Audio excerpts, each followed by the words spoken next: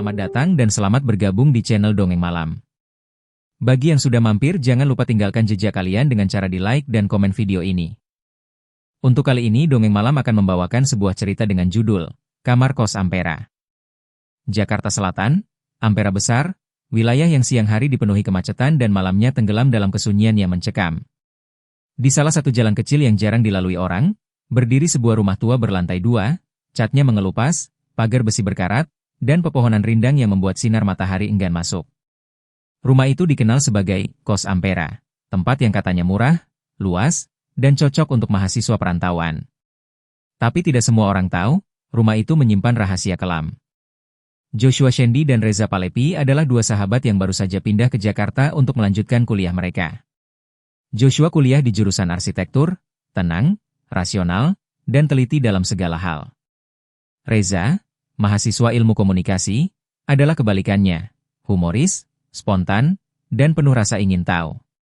Gue nggak yakin sama tempat ini, Jo, gumam Reza saat mereka berhenti di depan rumah kos tua itu.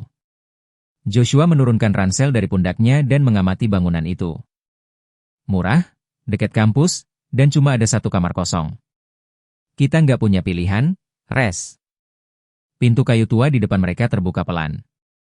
Seorang wanita tua berkacamata tebal keluar sambil menyeret sandal. Kalian yang mau ngontrak, ya? Saya Bu Yati. Masuk dulu, kamarnya di atas, nomor 13. Reza melirik Joshua. Serius? Nomor 13? Itu cuma angka, bro, kata Joshua sambil melangkah masuk. Kos itu tampak sunyi.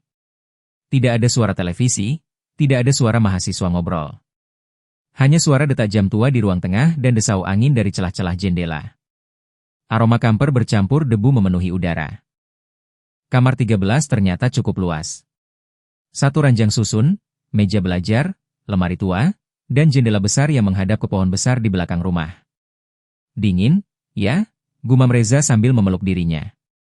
Lantai 2, nggak ada AC, tapi dingin. Aneh juga. Tapi mungkin karena angin dari pohon belakang itu, jawab Joshua. Hari-hari pertama mereka berjalan normal, meski suasana kos tetap membuat Reza merasa tidak nyaman. Malam pertama, Reza bermimpi tentang seorang wanita bergaun merah berdiri di sudut kamar, memandangi tempat tidurnya. Jo, lo tidur cepet banget semalam, tanya Reza keesokan paginya. Capek, jadi langsung tewas. Kenapa? Gue mimpi, cewek. Gaun merah. Berdiri di pojokan kamar. Mukanya ketutup rambut. Joshua hanya tertawa. Efek nonton film horor kemarin. Udah, jangan mikir aneh-aneh.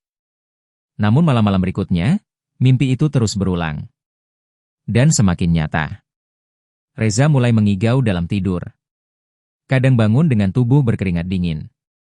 Suatu malam, Reza terbangun karena mendengar suara tangisan dari dalam lemari. Ia membuka lemari perlahan kosong. Tapi ada wangi bunga melati. Reza menatap ke sekeliling kamar. Joshua tertidur pulas di ranjang bawah.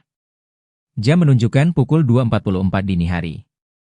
Tiba-tiba, suara tangisan terdengar lagi. Kali ini dari arah jendela. Reza menoleh cepat. Di luar jendela, tampak sesosok wanita berdiri di bawah pohon. Gaun merahnya berkibar pelan tertiup angin. Reza menahan napas. Rambut panjang wanita itu menjuntai menutupi wajahnya. Meski gelap, Reza merasa tatapan wanita itu menembus langsung ke dadanya. Reza mundur perlahan dari jendela, tubuhnya gemetar. Ia membalikkan badan dan menutup jendela dengan cepat. Besok paginya, Reza tampak lesu. Joshua menyadari itu. Lo nggak tidur lagi semalam? Reza mengangguk pelan.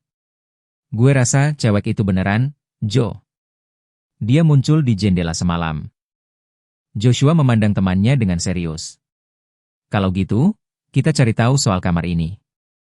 Bisa aja ada sesuatu. Hari itu mereka pergi ke kampus dan bertemu dua teman mereka, Dila Rizky dan Desi Rismawati. Dila kuliah di psikologi, sedangkan Desi di DKV. Dila dikenal sensitif terhadap hal-hal aneh. Kos Ampera? Kamar 13? Astaga, kalian beneran di situ? Ucap Dila kaget. Lo tahu sesuatu? Tanya Joshua. Gue pernah dengar cerita. Ada yang bunuh diri di kamar itu. Cewek. Gantung diri di lemari.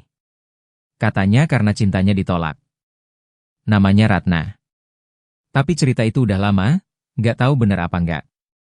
Lemari, gumam Reza sambil menatap kosong. Desi menggambar sesuatu di bukunya. Ia sering menggambar tanpa sadar saat melamun. Kali ini ia menggambar wajah perempuan berambut panjang dengan mata hitam pekat dan darah menetes dari bibirnya. Ini siapa, Des? Tanya Reza sambil menunjuk gambar itu. Desi menatap hasil gambarnya, lalu memucat. Gue nggak tahu. Tangan gue gerak sendiri. Malam itu, Reza menolak tidur lebih dulu. Ia duduk sambil menatap jendela, berjaga-jaga. Joshua tertidur lebih dulu. Pukul 3 pagi. Reza terkantuk. Saat matanya hendak tertutup, tiba-tiba terdengar suara ketukan dari lemari.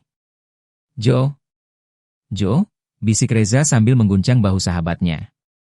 Tapi Joshua tidak bangun. Reza berdiri perlahan, mendekati lemari. Tangannya bergetar saat memegang gagang pintu. Kalau ini prank, sumpah gue. Lemari terbuka sendiri. Di dalamnya, hanya ada gantungan baju. Tapi di lantai lemari, setangkai bunga melati putih segar tergeletak. Dan di dinding belakang lemari, muncul tulisan samar. Temani aku. Jangan pergi. Reza mundur, napasnya terengah. Saat ia menoleh ke arah Joshua, sosok wanita bergaun merah sudah duduk di sisi ranjang Joshua. Matanya hitam pekat. Bibirnya sobek seperti terbelah. Ia tersenyum ke arah Reza. Kamu milikku. Joshua terbangun dengan napas tersengal. Reza, panggilnya pelan. Kamar tampak gelap, hanya cahaya lampu jalan dari jendela yang menyorot samar. Joshua menatap ranjang atas. Kosong. Ia lalu melihat Reza duduk di sudut kamar, membelakangi ranjang. Lo kenapa duduk di situ? Tanya Joshua sambil bangkit. Reza tak menjawab.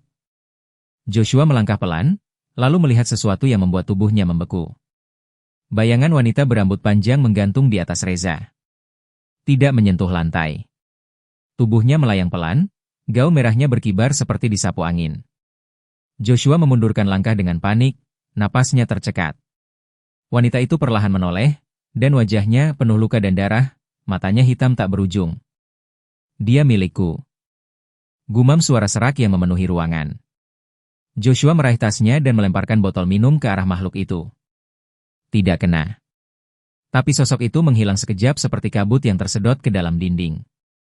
Reza tersungkur, tubuhnya lemas seperti habis dicekik. Dia nggak mau gue pergi. Bisiknya. Pagi harinya. Joshua segera mengajak Reza ke kafe kampus tempat biasa mereka bertemu dengan Dila dan Desi. Kita harus keluar dari kos itu. Sekarang juga, tegas Joshua. Dila terlihat sangat serius. Kalau arwahnya udah mulai nempel, pindah aja nggak cukup. Lo harus putus ikatan. Ikatan? Reza menatap Dila lemas. Arwah Ratna itu jelas bukan cuma gentayangan biasa. Dia mencari pasangan, dan lo yang dipilihnya.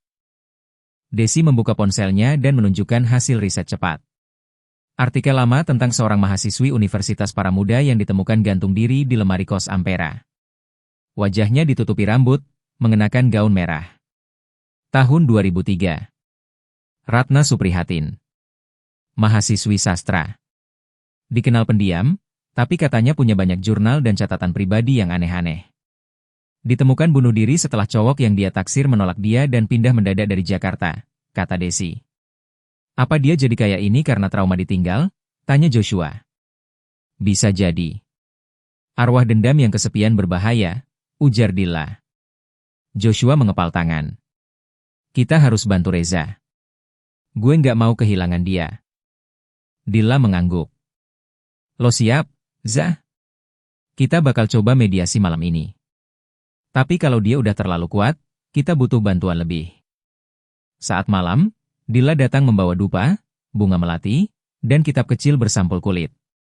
Desi menggambar lingkaran pelindung di lantai kamar 13 menggunakan kapur dan garam. Reza duduk di tengah lingkaran, tubuhnya masih gemetar. Joshua berjaga di dekat pintu. Pukul 3:05. Seketika lampu kamar padam. Lilin di tengah lingkaran tetap menyala, tapi nyalanya bergetar hebat. Dilla mulai membaca doa dan mantra. Suara tangisan lirih terdengar dari lemari. "Ratna, kalau kamu di sini, kita ingin bicara," ucap Dilla. Lemari terbuka perlahan. Sosok Ratna berdiri di dalam, tubuhnya sedikit membungkuk, rambutnya menutupi wajah. "Jangan rebut dia dariku, dia milikku satu-satunya yang tidak meninggalkanku." Reza menggigil. Air matanya menetes. "Ratna, aku kasihan sama kamu. Tapi aku bukan orang yang kamu cintai. Aku cuma manusia biasa. Kamu harus pergi." Lirih Reza. Sosok Ratna meraung. Lilin padam. Tiba-tiba Desi berteriak. Garis pelindung di lantai terbakar sendiri, membentuk simbol aneh. Joshua menerjang ke arah Reza, memeluknya, dan membentak keras, "Kamu bukan miliknya." "Reza bukan milik siapapun." Teriakan Ratna menggelegar, dan tubuh Reza terangkat sedikit di udara, lalu terjatuh keras. Semua menjadi gelap. Pagi hari. Joshua terbangun dengan kepala berdarah ringan. Dilla dan Desi juga tampak lemas. Tapi Reza hilang. Tidak ada di kamar. Tidak di lemari. Tidak dimanapun.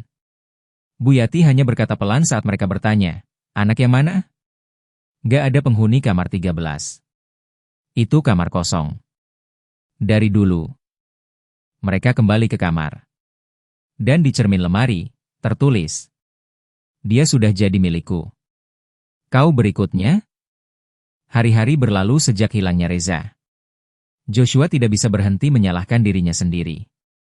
Ia bahkan tidak menghadiri kelas, menghabiskan waktu menatap kosong jendela kamar atau merenung di kafe kampus. Dilla dan Desi juga terpukul. Mereka tidak hanya kehilangan sahabat, tetapi juga dihantui perasaan gagal menyelamatkan Reza. Sampai akhirnya seseorang datang menghampiri Joshua di kampus. Seorang pria tinggi berjaket hitam dan ransel lusuh, wajahnya datar, tapi matanya tajam. "Lo Joshua?" "Gue Apip. Apip Noval. Temen lo dulu ada yang sebut nama gue. Gue pernah tinggal di kos Ampera." Joshua menatap tajam. "Apip? Nama lo ada di buku jurnal Reza. Dia sempat nyebut-nyebut soal lo." Apip duduk di sampingnya tanpa basa-basi. "Gue dulu nempatin kamar 13. 3 malam doang. Malam ketiga, gue ngeliat dia. Ratna. Di atas lemari. Duduk diam. Gak gerak sama sekali. Tapi mata dia terus ngikutin gue sampai pagi. Besoknya gue keluar dan gak pernah balik. Reza, dia diambil. Tapi dia belum sepenuhnya hilang. Kalau tubuhnya gak ditemukan, berarti dia belum mati. Tapi jiwanya mungkin udah dikunci di alam Ratna." Dilla yang ikut mendengarkan bicara pelan, "Lo bisa bantu kita narik balik Reza?" Apip mengangguk perlahan. "Bisa. Tapi itu artinya salah satu dari kita harus masuk. Buka jalur ke alam Ratna. Tapi yang bisa masuk cuma yang punya ikatan batin kuat sama Reza." Joshua mengangkat kepala. "Gue." Malam itu mereka kembali ke kos Ampera. Kosan tampak lebih menyeramkan dari biasanya. Seolah tahu mereka akan menantang batas antara dunia. Bu Yati tidak terlihat. Tapi pintu kamar 13 sudah terbuka, seperti mengundang. Desi, Dilla, Apip, dan Joshua masuk. Di tengah ruangan mereka menggambar lingkaran simbol pemutus dimensi. Di dalamnya Joshua duduk dengan mata tertutup. Apip membaca mantra dari catatan pribadinya yang ia tulis berdasarkan pengalaman bertahun-tahun tentang dunia roh. Jangan buka mata lo sampai lo merasa dia nyentuh lo. Apapun yang lo dengar, jangan tergoda. Jangan jawab kecuali itu Reza, bisik Apip. Joshua mengangguk. Perlahan, ruangan berubah. Suara malam Jakarta lenyap. Suara jangkrik diganti bisikan. Aroma bunga melati berubah menjadi bau bangkai. Joshua membuka mata.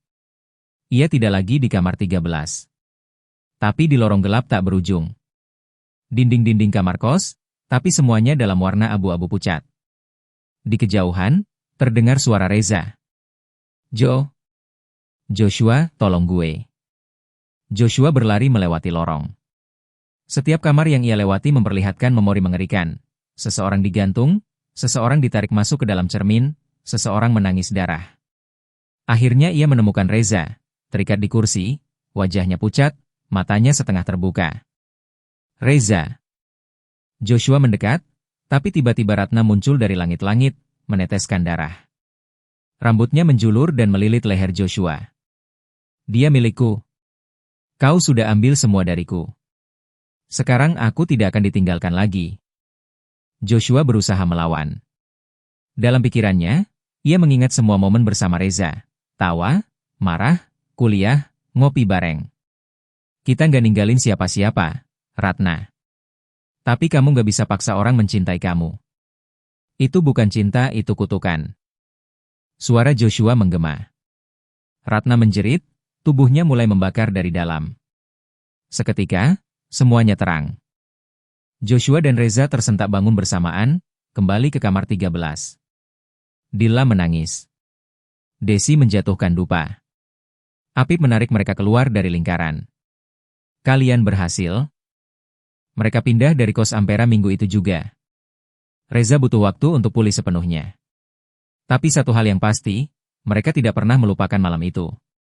Kos Ampera akhirnya dipasangi papan, disegel, oleh warga setelah banyak pengaduan tentang gangguan mistis. Namun suatu malam, Dila menerima pesan di ponselnya, dari nomor tak dikenal. Jangan lupa aku, kamu masih bisa melihatku, kan? Pesan itu disertai foto kamar 13. Dengan cermin. Dan bayangan Ratna berdiri di belakangnya. Tamat. Terima kasih sudah mengikuti cerita sampai akhir. Untuk cerita dengan judul Kamar Kos Ampera, selesai di sini. Akan banyak lagi cerita-cerita menarik yang akan dibawakan Dongeng Malam. Jadi silahkan di-subscribe channel ini agar tidak tertinggal cerita-cerita menarik dari video berikutnya. Dan jika kalian suka dengan cerita-cerita seperti ini, silahkan di-share video ini agar channel ini bisa lebih berkembang lagi.